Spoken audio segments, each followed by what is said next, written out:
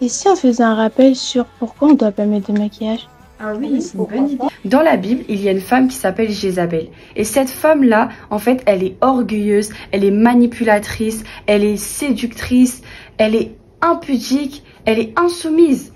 Et en fait, elle a tous les caractères qu'il ne faut pas avoir en tant que femme vertueuse. Et donc, c'est pour cela qu'il ne faut pas s'inspirer de ces pratiques que cette femme faisait auparavant. Alors, on va lire 2 Rois, chapitre 9, au verset 30. Je lis la parole de Dieu avec respect au nom de Jésus. Jéhu entra dans Jezreel. Jézabel, l'ayant appris, mit du fard à ses yeux, se para la tête et regarda par la fenêtre. C'est l'une des raisons pour laquelle on ne doit pas se maquiller. Jézabel, elle avait mis du fard à ses yeux. Pourquoi? C'était dans l'optique de séduire le roi. Et donc, le maquillage est une arme de séduction. Mais c'est pas une raison suffisante pour dire que on ne doit pas se maquiller. Le Seigneur n'aime pas le mensonge. Et lorsque tu mets du maquillage, lorsque tu mets des faux cils, du rouge à lèvres, tu creuses tes joues, tu mets des faux ongles, tu fais croire que tu as des longs ongles, tu fais croire que tu as de longs cils alors que ce n'est pas le cas. C'est comme si tu mentais. On se rend compte aussi aujourd'hui que les femmes, elles se maquillent, puis ensuite elles sortent. Et quand elles rentrent, elles se démaquillent. À l'image de Jézabel qui se maquille pour sortir. Et elle se maquille en mettant un faux visage, on va dire, pour montrer une bonne apparence.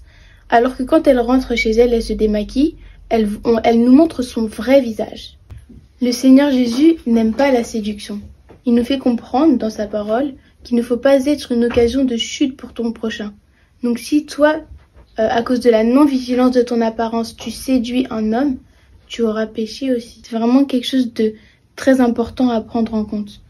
La parole de Dieu dans Apocalypse 2, verset 20, nous fait mention de Jézabel qui séduit. Et en réalité, toute femme qui se maquille est fait partie de la catégorie de Jézabel.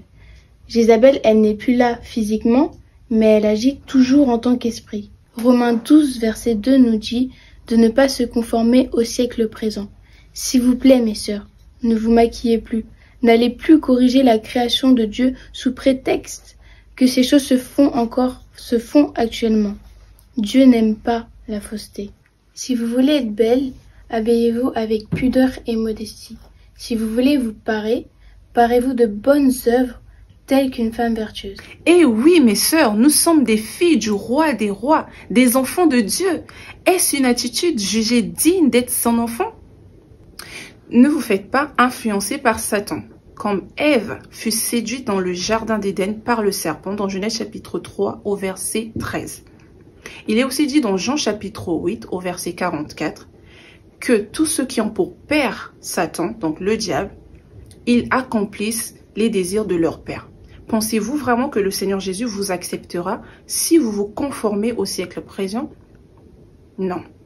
Par contre, pour être des enfants de Dieu, conformes à la parole de Dieu, il est dit dans 1 Thessaloniciens chapitre 5 au verset 23 que nous devrions être trouvés irrépréhensibles à l'avènement du Seigneur Jésus, notre être, notre corps, notre âme et notre esprit.